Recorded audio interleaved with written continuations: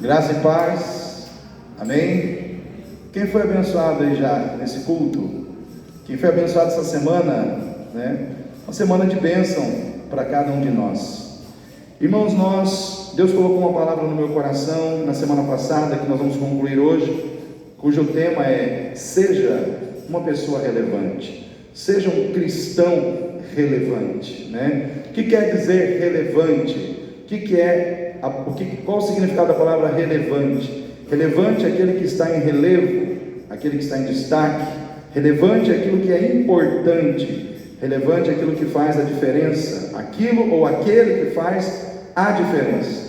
Então eu acredito que nós, irmãos, como cristãos, como servos do Deus vivo, nós temos que ter uma vida relevante nesse tempo. A nossa vida precisa ser relevante. O mundo precisa que nós, como cristãos, como filhos do Deus vivo, sejamos pessoas de relevância. Aonde nós nos encontramos, aonde Deus nos colocou, precisa haver uma relevância na nossa vida, no nosso trabalho, no lugar onde nós trabalhamos, onde nós estudamos, na vida das pessoas com quem nós nos relacionamos. Ser relevante é fazer a diferença na vida de alguém, ou na vida de uma comunidade, ou até mesmo na vida de uma nação, na vida de um grupo grande de pessoas. E eu fiz uma pergunta domingo passado para quem estava aqui: no seu velório vai ter muita gente lá, porque você foi uma pessoa relevante, né? Fez diferença na vida das pessoas? Ou quem sabe só vai estar lá sua mãe, seu pai, ou não sei se o pai ou a mãe já partiu, mas poucas pessoas, porque a sua vida não marcou a vida de ninguém. E como eu disse para os irmãos, eu como pastor já fiz muitos velórios. Eu já fui em velórios assim que tinha uma multidão de gente, né, que você tinha dificuldade para chegar no caixão do defunto, porque tinha muita gente, né? E a pessoa era muito amada, muito querida, tinha vamos dizer assim, o seu círculo social era muito grande, e a sua vida impactou de forma positiva a vida de muitas pessoas. Mas também já fui em muitos velórios que você chegou lá, tinha quase ninguém, né? Parece que a pessoa era desconhecida, né? E eu quero dizer para você, não fique pensando em ser relevante para o seu velório ser cheio, né? Eu estou apenas dando um exemplo. Você precisa ser relevante enquanto você está vivo. Não espere você morrer para saber se a sua vida tem relevância ou não. A hora de ser relevante é agora. E quando nós pensamos sobre essa questão, Deus colocou no meu coração essa temática. Deus me levou lá na vida de Davi, no momento em que Davi vai ao campo de batalha para levar comida para os seus irmãos, levar uns queijos ali para o capitão, né? O Jessé mandou que Davi levasse uns queijos para o capitão, mas o fato é que Davi foi lá para levar comida no acampamento e ver como estavam os seus irmãos.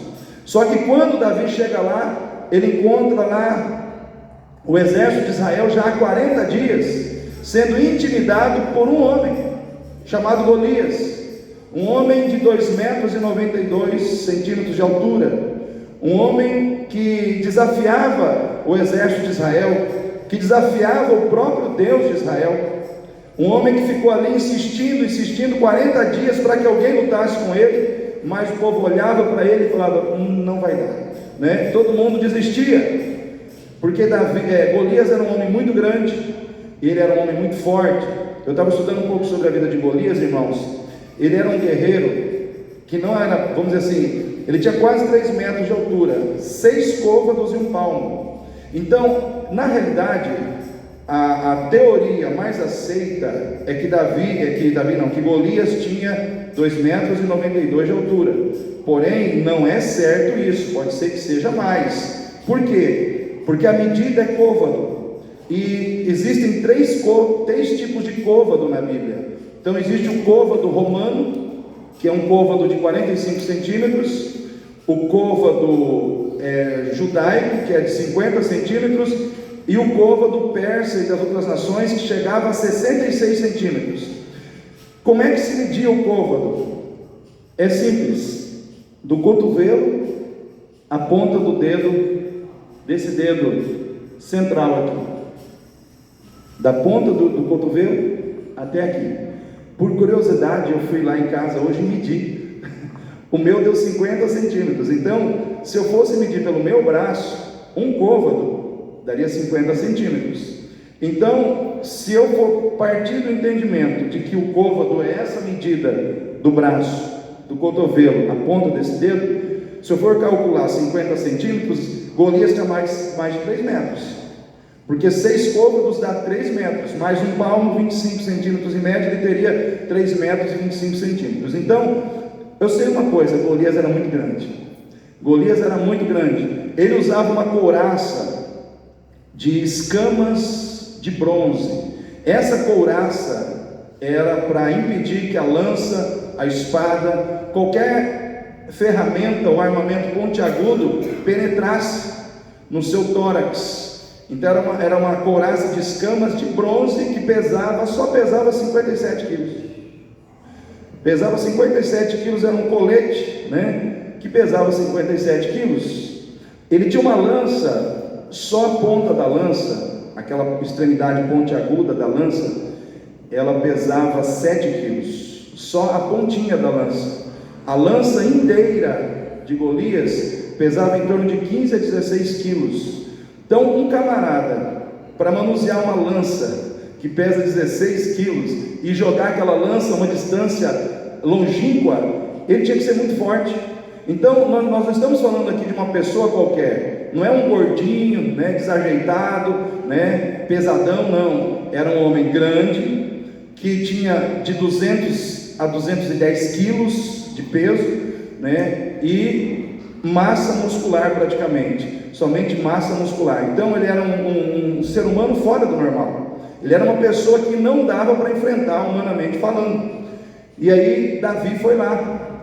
Davi entrou ali naquele acampamento, viu aquele homem desafiando os exércitos de Israel e humilhando os soldados de Israel. E Davi simplesmente olhou e falou assim: quem é esse incircunciso filisteu para desafiar os exércitos de Deus vivo? Não tem ninguém para lutar com ele? Eu vou lutar com ele. Davi tinha em média de 16 anos de idade nessa época, pesava em torno de 70 quilos e tinha de 1,60 m a 1,70 m de altura. Esse era o Davi, um adolescente, ele não era nem de maior, mas ele chegou lá e ele foi uma pessoa que teve relevância naquele campo de batalha. Ele foi uma pessoa relevante, porque a partir do momento que ele chegou ali, irmãos, todas as situações que estavam emperradas começaram a desemperrar. Todas as situações, as vitórias que estavam travadas começaram a ser destravadas. Uma pessoa relevante, ela destrava vitórias que estão travadas. Amém?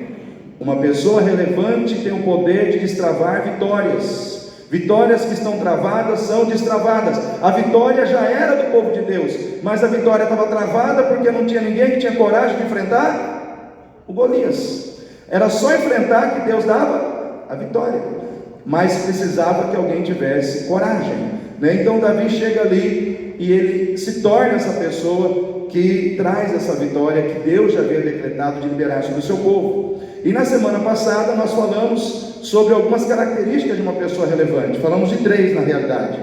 Que uma pessoa relevante é aquela que sai da zona de conforto e de acomodação para se unir àqueles que estão no campo de batalha. Então nós falamos, irmãos, que Davi, ele sai da zona de conforto, ele sai da zona de acomodação e ele vai para o lugar da guerra. E nós, trazendo isso para a nossa vida como cristãos hoje, nós trabalhamos a ideia de que muitas vezes nós estamos acomodados, nós muitas vezes não estamos sendo relevantes, nós muitas vezes não estamos tendo relevância como deveríamos ter para destravar vitórias na nossa família, na igreja de Deus, no mundo, porque estamos acomodados, estamos na zona de conforto. E essa zona de conforto, ela gira muito em torno do quê? Dessa atitude, muitas vezes, que o crente tem, de dar uma atenção demasiada às questões materiais da sua vida, que envolvem trabalho, estudo e entretenimento. Trabalho, estudo e entretenimento. Trabalho não dá para negociar, estudo também não, mas entretenimento. E aí a gente falou que muitas vezes o inimigo, ele trabalha muito nessa questão de entretenimento na nossa vida, para colocar os nossos olhos naquilo que nos acomoda. Venha para o Netflix, assista essa série, assista esse filme. Olha, está chegando as Olimpíadas, você não pode perder. É na Globo, né? Venha, vai ser muito legal. É o Brasil, venha para as Olimpíadas. E aí começa o chamado para você colocar os seus olhos ali, né? E aí é Olimpíada, é Copa América, é Eurocopa, é isso, é aquilo outro. Coloca os seus olhos nisso aqui, mas não pensa em oração, não pensa em culto, não pensa em ficar ouvindo o chato do pastor Gaudilei pregar no domingo à noite, não fica pensando em semana de oração, não pensa em evangelismo, pensa em Olimpíada, pensa em Big Brother 25, está chegando aí. Você já fez a sua inscrição? Faça a sua inscrição que o Big Brother está chegando, né? Aí o que acontece? Todo mundo vai se preparando para colocar os olhos nessas coisas, porque o mundo trabalha para colocar o seu coração naquilo que te acomoda espiritualmente, naquilo que vai fazer com que você se torne uma pessoa envolvida com as questões da terra, envolvida com as questões do entretenimento humano. E nunca se investiu tanto em entretenimento, irmãos, nunca se investiu tanto, em entretenimento de várias maneiras, mas principalmente através do mundo virtual, venha se entreter conosco, mas esqueça Bíblia, esqueça igreja, esqueça oração. E aí o que acontece? O povo se acomoda. E aí, à medida que você começa a viver nesse ciclo vicioso de trabalhar, estudar e se entreter, trabalhar, estudar e se entreter, você vai perdendo a sua relevância espiritual, porque às vezes você não tem uma palavra de fé para entregar para ninguém, você não tem fé para vencer nem seus problemas, você não tem fé para enfrentar os seus gigantes. Mas a culpa não é do gigante, a culpa não é dos problemas, a culpa é sua, porque você está se deixando envolver pela zona de conforto. Nós temos uma igreja hoje que está na zona de conforto.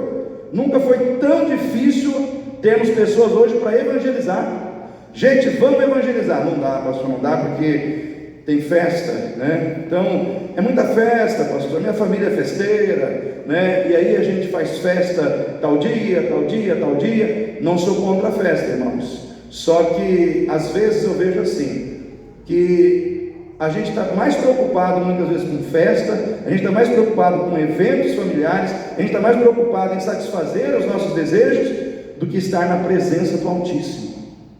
E sabe onde é que acabam as suas angústias, suas dores, seus sofrimentos? Na presença do Altíssimo. Sabe onde é que você recebe renovo? Na presença do Altíssimo. Sabe onde é que você se fortalece de dentro para fora? Na presença do Altíssimo. Mas o inimigo, aos pouquinhos, ele está tirando muita gente da presença do Altíssimo, para ficar na presença da televisão, na presença de qualquer outra coisa, menos na presença de Deus. Então nós falamos sobre isso na semana passada. Falamos também, irmãos, sobre que uma pessoa relevante é uma pessoa que ela não tem vergonha de fazer aquilo que as pessoas não querem fazer, porque não traz visibilidade. Hoje nós estamos na era da visibilidade, as pessoas querem likes, sim ou não, irmãos? As pessoas elas querem ser vistas, as pessoas elas querem se envolver numa rede social, elas querem ter seguidores, elas querem ter visibilidade. É isso que as pessoas querem, principalmente os jovens. Quem é da minha geração, do irmão Gerson, da irmã Laura, Diva, Marlene e assim outros que estão aqui, a gente não está tão preocupado com isso, mas os mais jovens, e Golias, ele tinha visibilidade, todo mundo conhecia Golias, era o homem mais temido da terra naquela época, era um guerreiro poderoso. Davi, ninguém conhecia, nem o rei Saul, quando Davi falou, eu luto contra ele, mas quem é você? Aí Davi falou, peraí, eu vou me apresentar, eu sou Davi, filho de Jessé, sou pastor de ovelhas, e no meu currículo tem um urso morto, um leão morto, então, como eu já matei um leão, eu já matei um urso, eu posso matar esse gigante. Mas ninguém sabia que Davi tinha matado um urso, e nem leão, porque existem lutas na minha vida e na sua, que ninguém conhece, amém, irmãos? Tem leões que a gente já matou, que ninguém sabe. Tem urso que a gente já matou, mas ninguém sabe. Davi, ele não tinha visibilidade, mas ele tinha algo que foi determinante na sua vitória, que é muito maior e muito mais importante que visibilidade. Davi tinha intimidade com Deus. Intimidade com Deus determina muito mais a questão da bênção e da vitória na vida de uma pessoa do que visibilidade. Não adianta você ter visibilidade e não ter intimidade com Deus. Hoje, o que acontece nos dias atuais? Tem muita gente tendo visibilidade e está caindo no pecado. Sim ou não, irmãos? É terrível quando você liga aí, vamos dizer assim, o noticiário gospel, e aí você vê um monte de gente com visibilidade caindo, um monte de gente com visibilidade cedendo ao pecado. Ou seja, a visibilidade não está fazendo muita diferença. Eu prefiro que ninguém me conheça, que ninguém saiba quem eu sou, mas que Deus saiba quem eu sou. Eu não preciso aparecer para os outros, eu tenho que aparecer para Deus. Amém, irmãos? Então, nós falamos sobre isso. Falamos no último tópico do domingo passado também que uma pessoa que é relevante é aquela que sabe passar pelas críticas, sem deixar que as críticas a paralisem. Então nós falamos que Davi foi criticado no campo de batalha pelo seu próprio irmão, Eliabe, mais velho. Disse: Davi, você é presunçoso, o que você veio fazer aqui? Com quem você deixou aquelas ovelhas? Enfim, Davi foi alvo da crítica do seu irmão. E aí nós falamos, irmãos, que a crítica muitas vezes, ela existe, tal da crítica positiva, existe, que é aquela crítica feita por alguém que te ama, por alguém que quer o seu bem, e que muitas vezes está vendo você errar e te dá um toque, né? Isso é uma crítica muitas vezes positiva, e às vezes nós precisamos de alguém que mostre para nós os nossos erros. Sim ou não, irmãos? Todo mundo aqui é que nem eu que erra? Amém? Ou é só eu que erro? Amém, então glória a Deus. Então, às vezes nós precisamos de alguém que fala: olha, isso aí que você está fazendo não é legal, né? Pode causar isso, isso e isso. O que você acha de repensar essa situação? Às vezes nós precisamos de alguém que dê esse toque para a gente. Mas existe a crítica destrutiva, que é aquela que vem para te humilhar, que é aquela que vem para te colocar para baixo, que é aquela que vem realmente para, sabe, arrancar de você as forças, o ânimo, para colocar desânimo no teu coração, para te parar. E eu falei que muitas vezes as pessoas são criticadas de forma negativa, assim, por alguns motivos. Primeiro, ciúme. Às vezes quem te critica tem ciúme de você. Ciúme de você. Ciúme de você, né? Às vezes a pessoa tem ciúmes de você. Às vezes as pessoas te criticam também porque elas querem ter o que é seu. Sabe aquela pessoa que ela olha para o seu carro e fala: esse carro podia ser meu, e esse emprego também podia ser meu, essa esposa podia ser minha. Sabe aquela pessoa que ela olha para aquilo que é teu e acha que deveria ser? Que nome que se dá isso, irmãos? Inveja. Às vezes as pessoas te criticam por inveja, por ciúmes, por incompreensão. E às vezes as pessoas te criticam porque elas têm um entendimento errado do que é certo. Elas acham que o certo é aquilo, e não é, né? E aí eu comentei que a minha nora que está ali atrás, Jaqueline, que ela, no passado dela, ela, graças a Deus, era o pai dela, viveram um bom relacionamento antes do pai dela partir. Mas ela comentou isso, que antes do pai dela partir, quando ela era criança, o pai dela, em muitos momentos, disse para ela palavras duras, que no seu coração criou uma barreira assim, para que ela pudesse entender claramente quem ela era e o que ela podia alcançar, porque o pai dela chegou para ela e disse: você é burra, você não vai alcançar nada assim, né? E isso entrou no coração dela. Agora imagina se receber uma palavra dessa do papai, né? Do pai, uma palavra de um pai é forte sobre a vida de um filho, né? Mas ela venceu, porque, irmãos, o que determina quem nós vamos ser não são as palavras negativas ou a crítica das pessoas que muitas vezes olham para nós e veem em nós algo que não é real na nossa vida. O que vai determinar na nossa vida não são as críticas daqueles que nos criticam, mas os propósitos do Deus que nós servimos. Amém? Então a Jaqueline superou tudo isso, hoje tem um baita de emprego, trabalha para o Estado, é bem casada, casou com um homem bonito, né? Aliás, é meu filho, né? Tem uma filha linda. Quer dizer, irmãos, está tudo 10, né? Mas se fosse parar naquela crítica, né? Quantos aqui talvez receberam uma palavra dura lá atrás? Uma crítica que veio no seu coração e, sabe, te prendeu por um determinado tempo na sua vida, até que você se libertou daquela situação. Então nós falamos sobre isso, irmãos. Eu estou dando um resumo do que foi o domingo passado. Hoje eu quero continuar dizendo que eu e você precisamos ser relevantes. E o quarto tópico dessa mensagem, eu vou começar hoje, é que a nossa relevância, ela começa dentro da nossa casa. Amém? Fala para o seu irmão aí, seja relevante em casa. Irmãos, tudo começa em casa, né? Tudo tem que ter um ponto de partida. O ponto de partida é o lar. O ponto de partida é a família, né? Não adianta você querer ser relevante para um monte de gente que você trabalha, né? Para um monte de pessoas na igreja, se lá na tua casa você não é. Porque a Bíblia diz que aquele que não sabe cuidar bem da sua casa, como cuidará da casa de Deus? É duro isso aí, né? Se você não cuida bem dos seus, como que você vai cuidar dos de fora, né? E quando eu olho para a vida do Davi, eu vejo uma pessoa exemplar, primeiro, dentro da sua casa. Você não vai encontrar nenhuma mancha, vamos dizer assim, na vida familiar de Davi, como um filho rebelde, um filho que batia de frente com o pai, um filho que saía no braço com os irmãos. Você não vai encontrar isso na Bíblia, irmãos. Você vai encontrar dizendo que Davi, ele era um filho dedicado, e na maioria das vezes ele cuidava das ovelhas do pai, enquanto os irmãos ficavam de boa mais em casa, mas ele estava lá no campo. Na maioria das vezes ele dormia com as ovelhas, ficava no campo com as ovelhas, ou seja, ele cuidava com amor, com carinho dos interesses da família, né? Do ganha-pão da família, porque se o pai dele era criador de ovelhas, com certeza ele matava aquelas ovelhas, ele vendia aquelas ovelhas, ele comercializava a lã das ovelhas. E quem estava cuidando disso? O Davi, estava lá.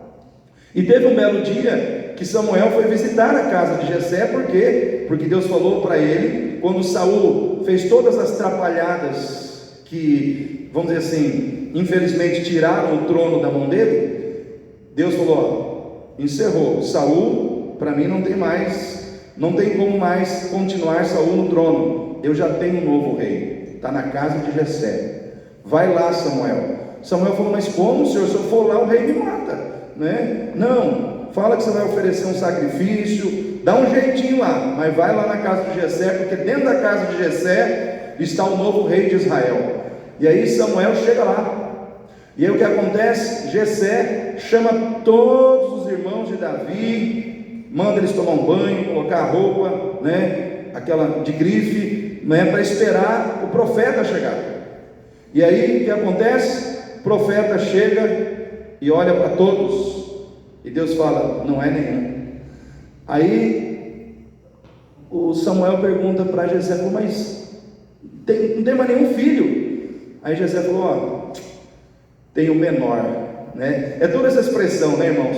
O menor, né? O menorzinho, tem o menor, mas onde é que está o menor? Está lá no campo, cuidando das ovelhas, né? E aí ele falou, manda chamar esse rapaz, e nós não vamos comer, nós não vamos nos assentar à mesa, enquanto ele não chegar. Irmãos, olha só que honra Deus deu a Davi, que honra, né? Uma honra dada da parte de Deus para aquele rapaz, aquele jovenzinho de 15, 16 anos.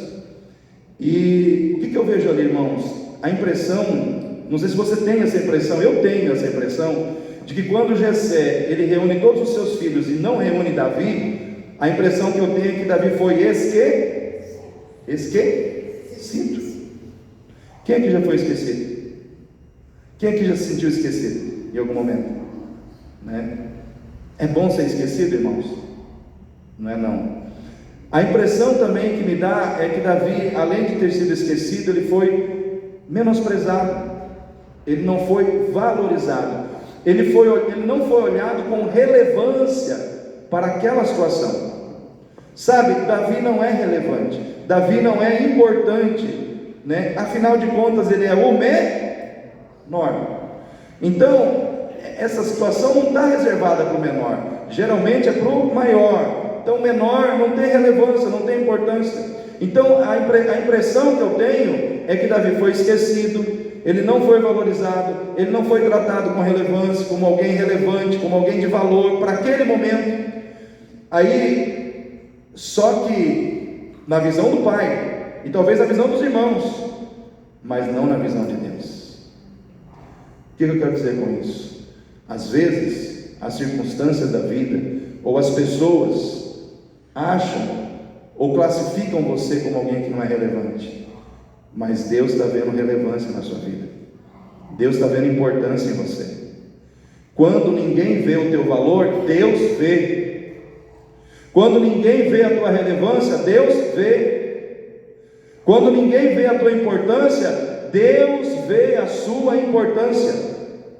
Existe um Deus que olha para você e dá importância à sua vida. E essa importância foi dada para Davi de uma maneira tão maravilhosa, que o profeta não permitiu que ninguém se assentasse à mesa enquanto Davi não chegasse.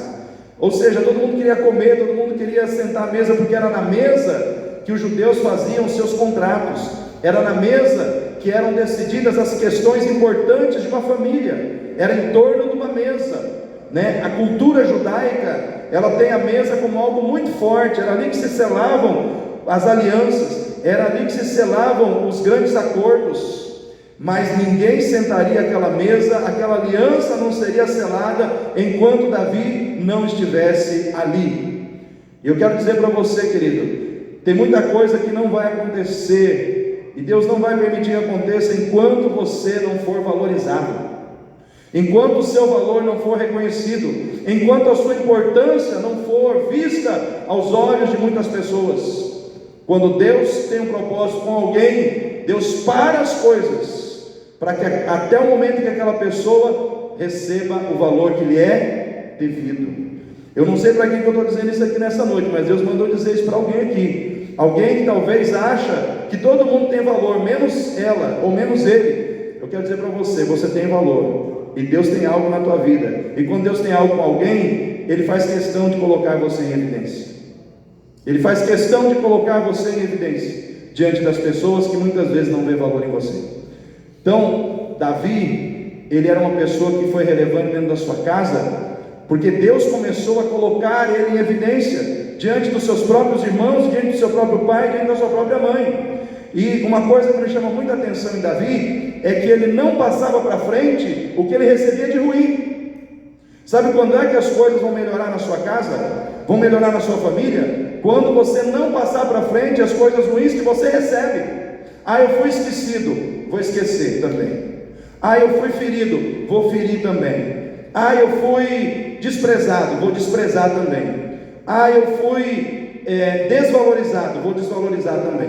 Não. Davi passou pela desvalorização, Davi passou pelo desprezo, Davi passou pelo esquecimento, mas ele não passou isso para frente. Ele não passou nada para frente. Sabe, irmãos, o que Deus quer de mim e de você como pessoas relevantes, como cristãos relevantes, é que a gente determine que toda situação negativa dentro da nossa casa, ela vai morrer em nós. Toda situação ruim que chegar até você, que atingir você, você tem que bater no peito e falar: essa situação morre em mim, porque daqui ela não vai para frente. A murmuração não vai para frente, a mentira não vai para frente, a fofoca não vai para frente, a maledicência não vai para frente, o esquecimento, o desprezo não vai para frente. Por quê? Porque eu sou serva de Deus, eu sou servo de Deus, vai morrer em mim, mas a minha família vai ser abençoada. Amém? A minha família vai ser abençoada, a minha casa será abençoada. Muitas vezes tem que bater no peito, irmãos, sofrer com os erros dos outros, mas não permitir que o erro do outro faça de mim uma pessoa errada. Não permitir que o erro do outro me leve a errar do mesmo jeito. A pessoa errou assim comigo, eu vou devolver na mesma moeda? Não, irmãos, com Davi não era assim. Davi passou pelo esquecimento, mas ele falou: não vou esquecer de ninguém. O coração dele estava limpo para poder servir a Deus, para poder matar o mal, reprimir o mal e promover o bem. Sabe o que Deus espera de você? Que você reprima o mal e promova o bem, que você pague o mal com o bem. Agindo assim, você será uma pessoa relevante. A pessoa gritou com você dentro da sua casa, gritou, berrou com você. Não, eu não vou berrar. Você gritou comigo? Morreu aqui. A gente não precisa gritar. Amém, irmãos? Agora o duro é quando o marido grita com a esposa. Usando o exemplo do pastor Cláudio Duarte, que ele diz que quando o tempo passa, o marido e a esposa brigam, os bichos crescem. Antes era pombinha, gatinho, aí depois passa um tempo, sua vaca, seu cavalo, os bichos crescem, eles aumentam de tamanho, né? Então tem que matar esses bichos, irmão. Matar esses bichos grandes aí, matar a vaca, matar o cavalo, né? O cavalo que muitas vezes está na sua boca, né? A vaca que muitas vezes está na sua boca, tem que matar, né? Tem que matar essas coisas, porque senão o seu relacionamento morre, a felicidade do seu relacionamento morre, a alegria do seu relacionamento morre. Mas você tem que matar o que está matando o seu relacionamento familiar, seja com seu pai, seja com a sua mãe. Como cristãos, nós precisamos ser relevantes dentro da nossa casa. Como cristãos, eu preciso ser um pai relevante para os meus filhos. Amém, irmãos? Eu preciso ser um pai que aconselha, um pai que conversa, um pai amigo, um pai que corrige quando erra, mas um pai que elogia quando acerta e que está junto. Eu preciso ser um pai relevante. Você precisa ser uma mãe relevante para a sua filha ou para os seus filhos. Você precisa ser um marido relevante para a sua esposa, um marido companheiro, um marido que ajuda, um marido que compreende, um marido que é sensível às necessidades da esposa, né? E a esposa também precisa ser relevante na vida do seu marido. Irmãos, começa em casa. Se queremos fazer a diferença lá fora, nós temos que começar a fazer a diferença dentro da nossa casa. Nós temos que começar a fazer a diferença dentro da nossa casa. A sua casa, como está a sua casa, né? Então a relevância começa lá. Então esse é o primeiro tópico de hoje. Se queremos ser relevantes, a nossa relevância começa onde, irmãos? Na nossa casa. Segundo, seja uma pessoa relevante sendo uma pessoa autêntica. Amém? Vou repetir. Seja uma pessoa relevante sendo uma pessoa autêntica. O que é uma pessoa autêntica? O que é uma pessoa autêntica, Aurelia? Pessoa verdadeira, né? Uma pessoa que não finge ser outra pessoa, né? Irmãos, aqui em 1 Samuel, eu não li o texto, né? Eu comecei a pregar aqui nem no texto, mas tudo isso que eu estou falando está lá em 1 Samuel, capítulo 17. Aqui, eu vou ler aqui, versículo 38. E Saul vestiu a Davi de suas vestes, e pôs-lhe sobre a cabeça um capacete de bronze, e o vestiu de uma couraça.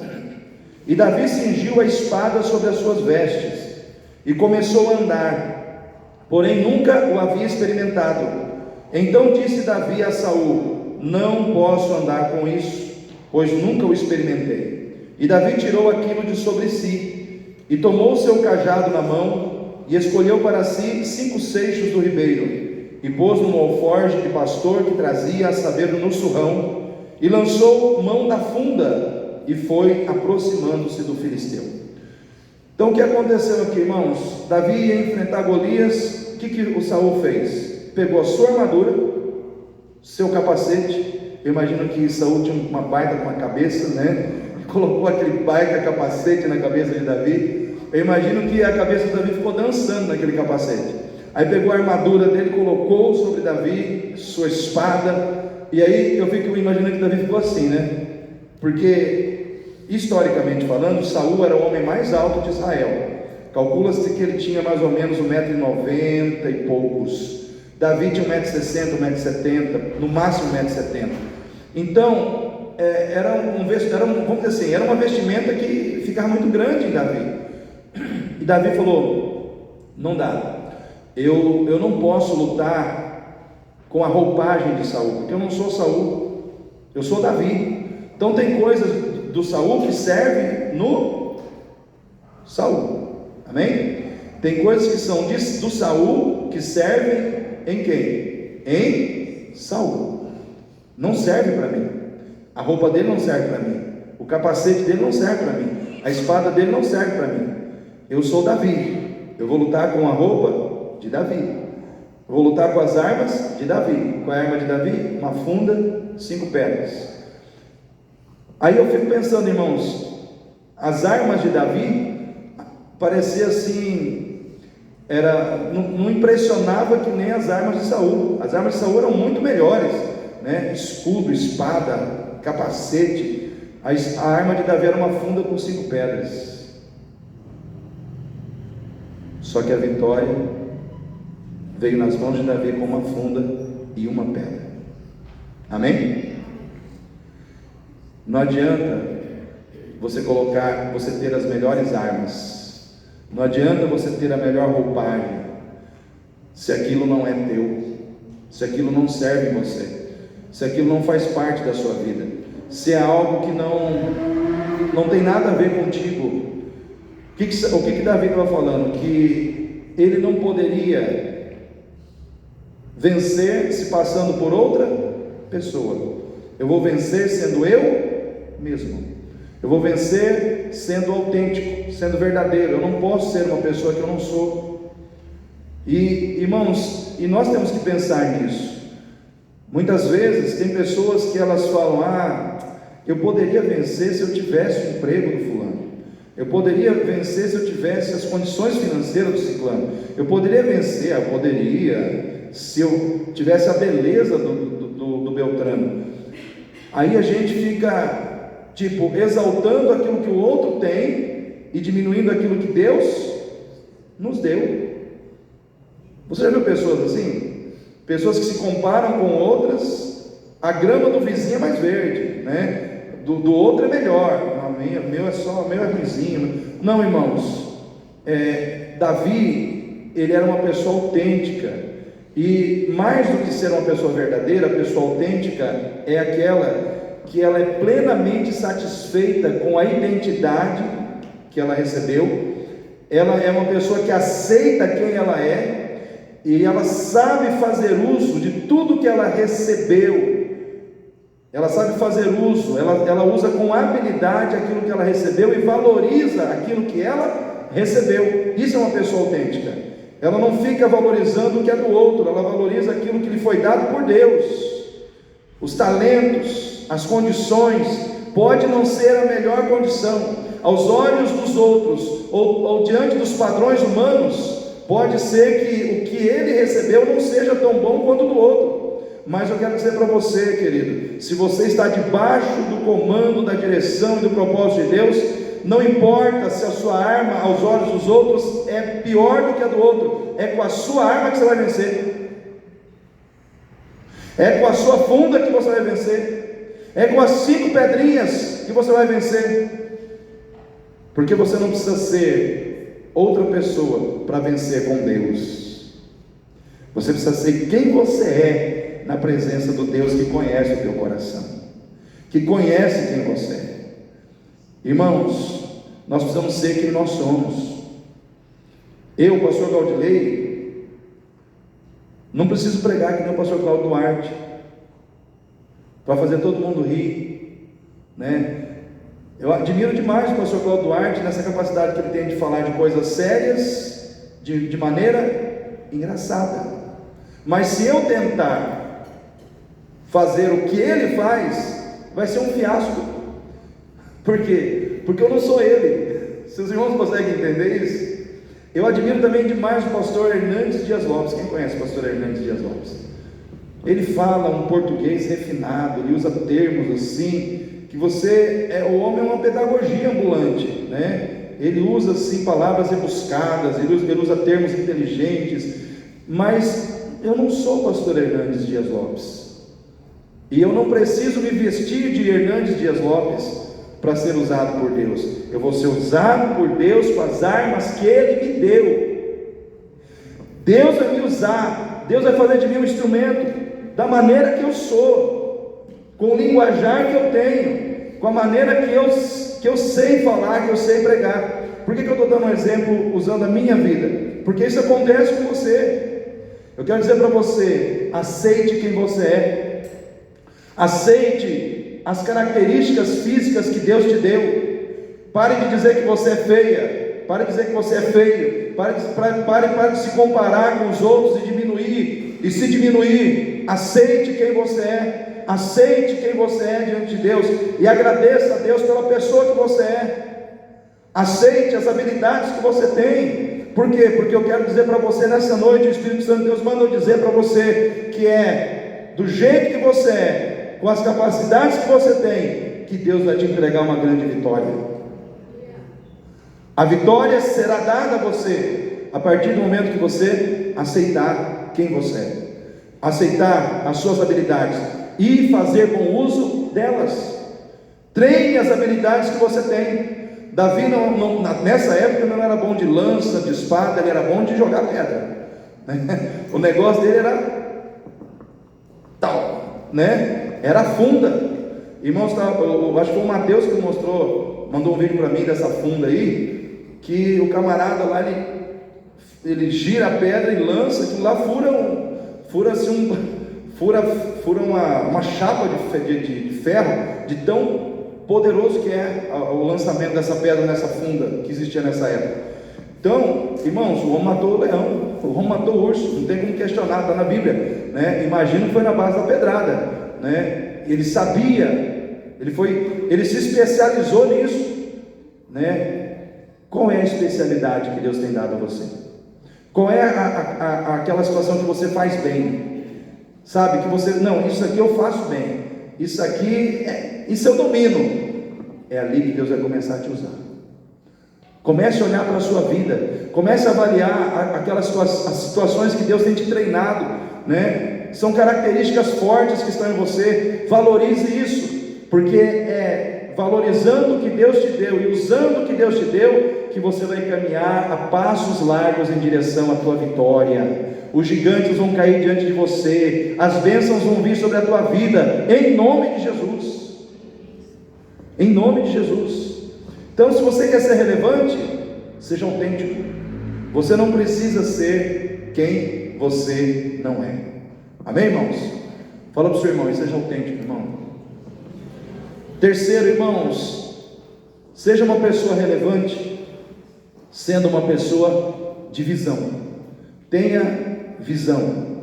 Saiba visualizar as coisas. Tenha visão. Davi era um homem de visão. E uma pessoa que tem visão, uma pessoa que é relevante, usando a visão que lhe foi dada, é aquela que consegue ver nos seus problemas não apenas situações negativas, mas oportunidades de vitória, oportunidade de conquista, oportunidade de crescimento. Quando os homens que estavam ali olhavam para Golias, que era um grande problema, que era um problema gigante, vamos dizer assim, eles só viam coisa negativa, eles só viam morte, eles só viam destruição. Davi começou a olhar para os benefícios que ele ia receber, a mão da filha do rei, a casa dele não pagaria mais impostos, enfim, ele começou a olhar para as oportunidades. Peraí, vou vencer esse gigante, minha casa não vai pagar imposto, a mão da filha do rei, isso me interessa, né? Então ele começou a olhar para as oportunidades, ele visualizou as oportunidades. Ele não ficou olhando para o problema e vendo só um problema e queria destruí-lo. Ele olhou para aquele problema e falou: por trás desse problema tem uma oportunidade de bênção, eu vou atrás disso. O problema é grande, mas Deus é maior. Ele foi enfrentar o problema, irmãos. E alguns exemplos de pessoas na Bíblia que enfrentaram problemas, mas tiveram a visão da oportunidade. O primeiro exemplo que eu pego aqui está lá em 2 Crônicas 29. É o exemplo do rei Ezequias. O rei Ezequias começou a reinar em Judá com 29 anos, com 25 anos, e ele pega o reino empobrecido, ele pega o reino mergulhado na idolatria, a casa de Deus estava cheia de postes, ídolos. Irmãos, o reino estava uma bagunça. O que ele fez? Ele olhou para aquela problemática toda e falou: temos uma oportunidade de consertar com Deus. Chamou os levitas, falou: limpa o templo, tira do templo toda a imundícia, santifiquem-se e limpa a casa do Senhor, joga os postes, ídolos, tudo fora. Chamou todo mundo a um concerto com Deus, disse: os nossos pais pecaram contra o Senhor, eles foram infiéis a Deus, eles foram idólatras, eles trouxeram toda essa situação de pobreza sobre as nossas vidas. Por quê? Porque eles foram infiéis ao Senhor. Nós vamos fazer diferente, nós vamos ser fiéis, nós vamos tirar a idolatria, nós vamos limpar a casa do Senhor. É uma oportunidade de consertarmos as coisas com Deus. Irmãos, quando ele fez isso, a prosperidade veio. Deus começou a abençoar, e o rei Ezequias foi o primeiro rei a celebrar a Páscoa. A Páscoa não se celebrava, irmãos, desde a época de Samuel, e ele trouxe de volta a festa da Páscoa. O povo se reuniu, celebraram a Páscoa, e houve um grande mover ali naquele lugar. O rei Ezequias foi um dos reis mais prósperos da Bíblia. Por quê? Porque ele viu o problema, mas por trás do problema ele viu a oportunidade de consertar as coisas com Deus, para que a prosperidade que tinha ido embora voltasse. Às vezes, queridos, por trás do teu problema existe uma oportunidade de consertar as coisas com Deus. Amém? Às vezes existe um problema na tua vida e ele está ali só para que você conserte, só para que você limpe a casa do Senhor, que é a sua vida, né? Às vezes você está com coisas do inimigo dentro do seu coração, você está com coisas do inimigo dentro de você, Deus quer que você arranca fora, tira fora, faça uma limpeza espiritual na sua vida. Deus quer que você faça um conserto, Deus quer que você volte a ser fiel. Por quê? Porque a prosperidade que foi embora, Deus quer trazer de volta. Mas para isso tem que ter conserto. Irmãos, uma outra pessoa que aproveitou a oportunidade foi o filho pródigo. O filho pródigo, a parábola que Jesus conta, diz que ele saiu de casa, pediu a sua parte e foi embora para o mundo, sim ou não? O que ele fez? Ele gastou tudo. Quando ele perdeu tudo, o que aconteceu? Caiu em si. O que é cair em si? É você reconhecer que você errou e se arrepender. Aí o que ele diz para ele mesmo: voltarei para a casa do meu pai. Se ele me aceitar como um empregado, já está bom. Nem preciso que ele me aceite como filho. Se for só um dos empregados, já está bom demais. Mas vou voltar para ele. Meu pai, poxa vida, meu pai, eu traí meu pai, eu peguei o dinheiro do meu pai, né? Eu coloquei as coisas do meu pai, eu joguei fora o que era do meu pai. Aí naquele momento, ele começa, aquela situação se torna uma oportunidade para ele reconstruir relacionamentos que estavam quebrados, refazer uma história da vida dele que ficou prejudicada, porque relacionamentos foram quebrados, pessoas foram decepcionadas, ele decepcionou pessoas, e aí ele pegou e falou: não, eu vou reconstruir, eu vou voltar, vou reconstruir essa história com meu pai, vou pedir perdão para ele. Irmãos, muitas vezes os problemas chegam na nossa vida para que a gente possa rever relacionamentos que precisam ser restaurados, sabe? Às vezes, quando está tudo bem, a gente não para pensar nisso, em pessoas que a gente feriu, que a gente decepcionou, que a gente magoou, e às vezes a gente precisa restaurar relacionamento com pessoas. Amém, igreja?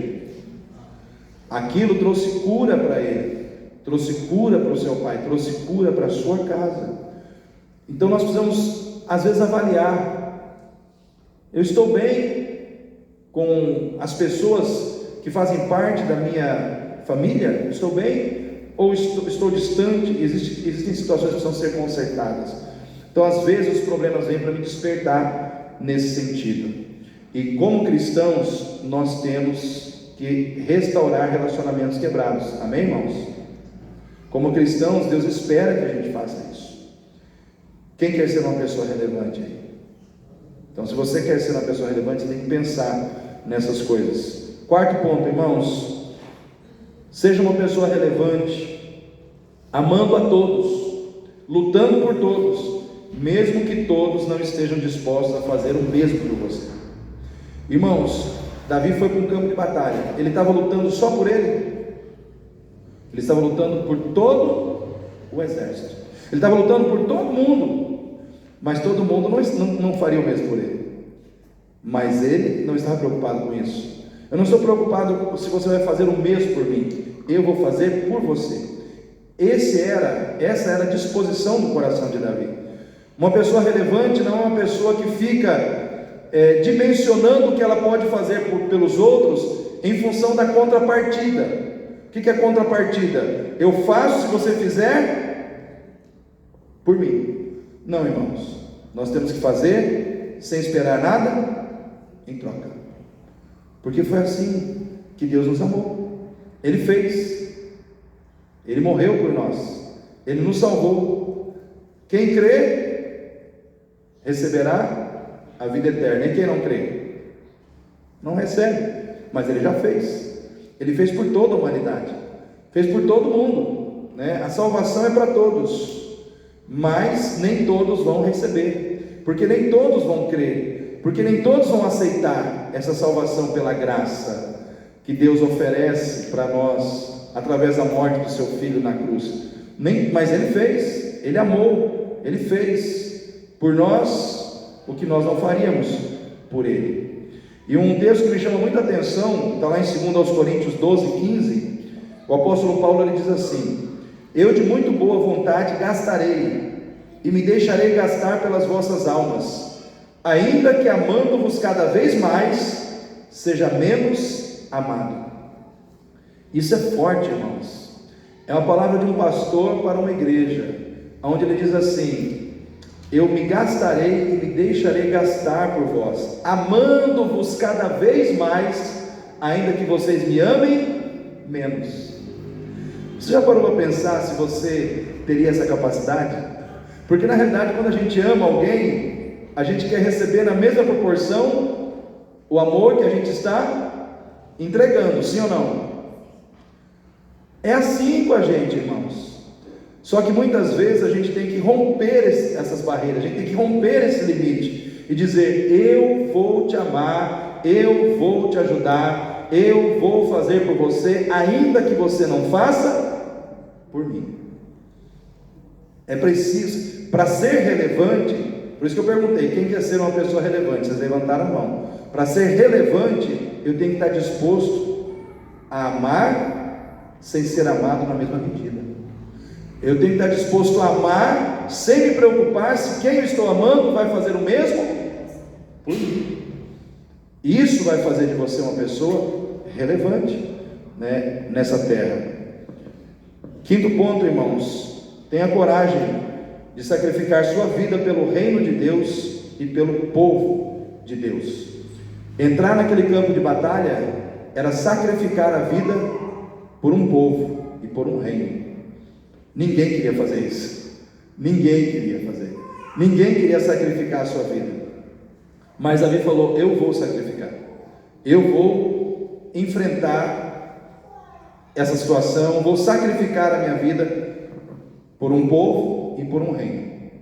Irmãos, nós estamos na terra como cristãos para sacrificarmos a nossa vida por amor a Jesus. Amém? Olha só o que Jesus disse. Isso está lá em Lucas, capítulo 9, 23 e 24, onde Jesus diz assim: se alguém quer vir após mim, negue-se a si mesmo, tome a cada dia a sua cruz e siga-me. Versículo 24: porque qualquer que quiser salvar a sua vida, perdê-la-á, mas qualquer que por amor de mim perder a sua vida, a salvará. Olha o enigma, né? Enigmática essa palavra, sim ou não, irmãos? Jesus diz assim: aquele que quiser salvar a sua vida, vai perder, e aquele que perder a sua vida por amor de mim, a salvará. Quem quer salvar a sua vida? Não, levanta a mão aí, sério mesmo, quem quer salvar a sua vida? Então você tem que perder a sua vida. Para salvar tem que perder. Pastor, mas o que é perder? Perder é você deixar de viver para você mesmo, para viver para Deus. Isso é perder a vida, irmãos. Perder a vida neste mundo.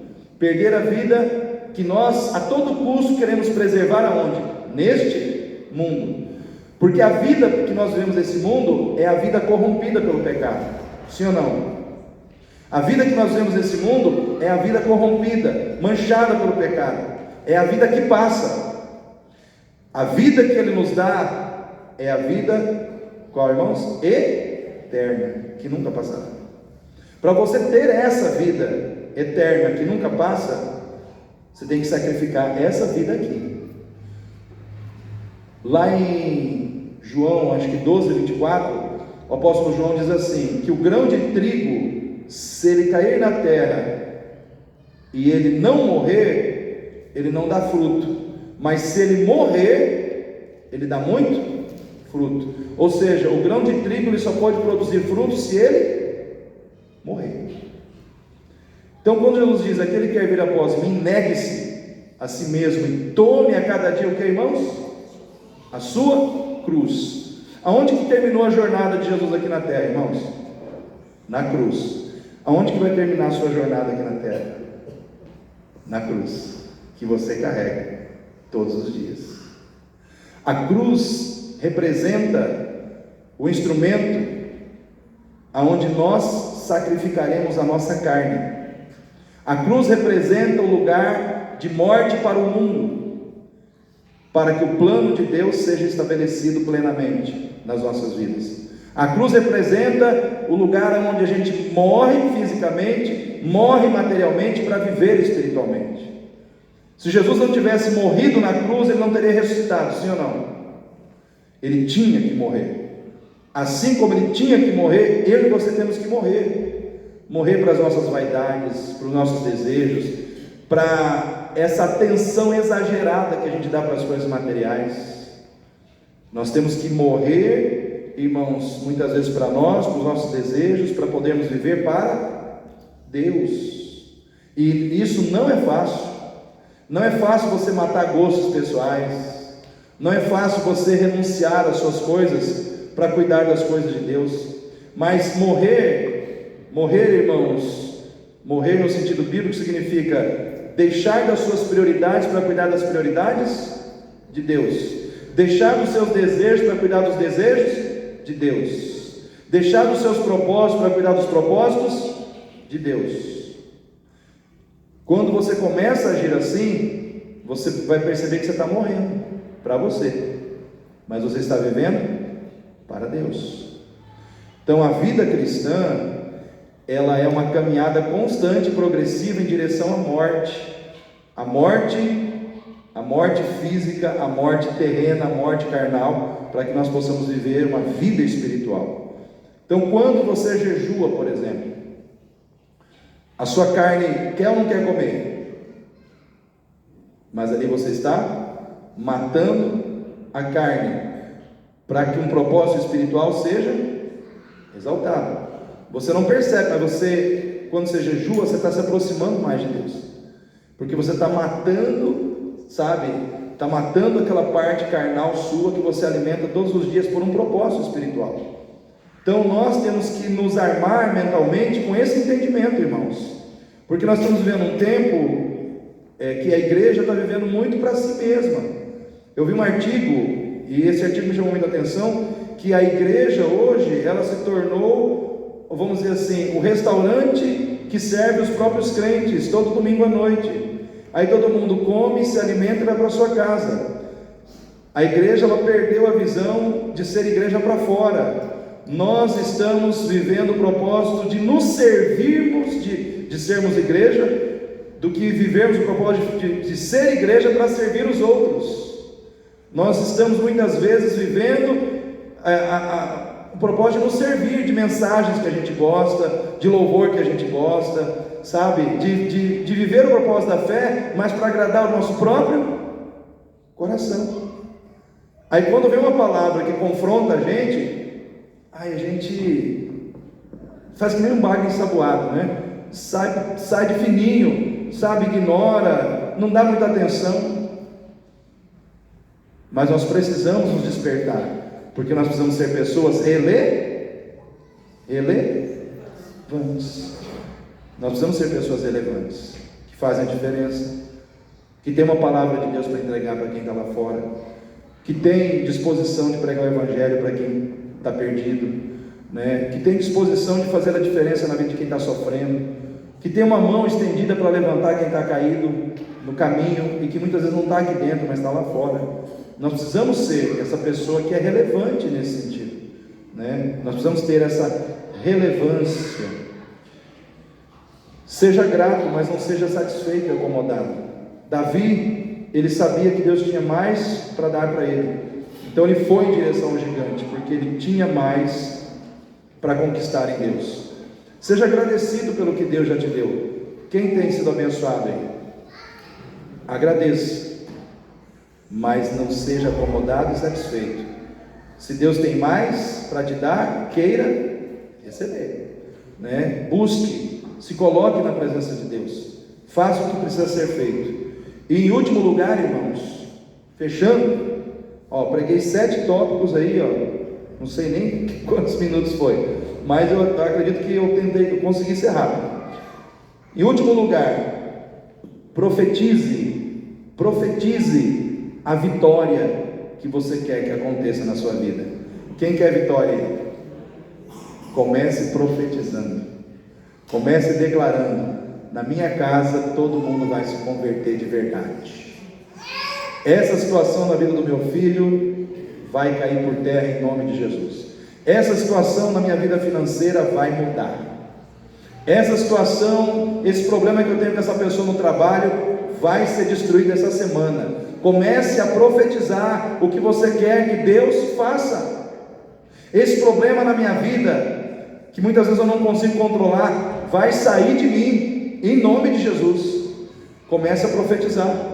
O que Davi fez quando ele chegou diante do gigante, né? Vamos ler aqui 1 Samuel 17, 42, diz assim: e olhando o filisteu e vendo a Davi, o desprezou, porquanto era moço, ruivo, de gentil aspecto.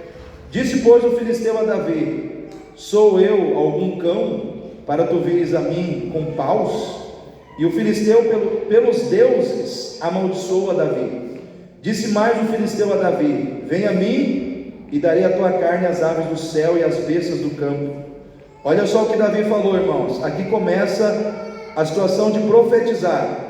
Davi, porém, disse ao filisteu: tu vens a mim com espada e com lança e com escudo, porém eu venho a ti em nome do Senhor dos exércitos, e o Deus dos exércitos de Israel, a quem tens afrontado. Hoje mesmo o Senhor te entregará na minha mão, ferir-te-ei, tirar-te-ei a cabeça e os corpos do arraial dos filisteus. Darei hoje mesmo as aves do céu e as feras da terra, e toda a terra saberá que há Deus em Israel.